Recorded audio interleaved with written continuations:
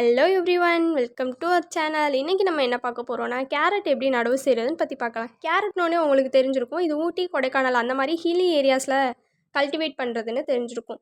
இதோட டெம்பரேச்சர்னு பார்த்தோன்னா 7 to 23 degree Celsius தாங்க இருக்கும். அதே மாதிரி அதோட சாயில்னு பார்த்தோன்னா நல்லா சாண்டிலோம் சாயிலாக இருக்கணும். அந்த களிமண், வண்டல் மண் சேர்ந்த மாதிரி ஒரு சாயில் இருக்கும். அந்த சாயில் தான் சாண்டிலோம் சாயில்.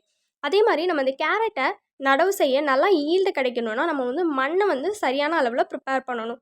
நம்ம வந்து நல்லா ப்ளவ் பண்ணணும், உழுதுக்கணும். மண்ணை நல்லா உழுததுக்கப்புறம் கடைசியாக நம்ம உழும்போது என்ன பண்ணணும்னா எஃப்ஐஎம்னா வேறு ஒன்றும் இல்லைங்க. அந்த இயற்கை உரம் சொல்லுவோம்ல, அந்த தழைச்சத்து அதெல்லாம் சேர்ந்தது தான் அந்த எஃப்ஐஎம். அது ப்ளஸ் வந்து நம்ம நைட்ரஜன், அதுக்கப்புறம் பாஸ்பரஸ், அந்த சத்துக்கெல்லாம் நம்ம வந்து சில உரங்கள் யூஸ் பண்ணுவோம்ல, அதை போட்டு நல்லா உழுதுக்கணும். உழுததுக்கப்புறம் நம்ம அந்த கேரட்டை வந்து நடவு செய்ய வந்து ஏற்ற மாதிரி நம்ம அந்த பெட்டு வந்து ரெடி பண்ணிப்போம். அதே மாதிரி கேரட்டை பார்த்திங்கன்னா நம்ம சீடில் தான், அதாவது அதோட விதையை வச்சு தான் அதை வந்து நடவு செய்வோம். சோம்பு விதை மாதிரியே இருந்துச்சு, ஆனால் இது கேரட் விதை தான்.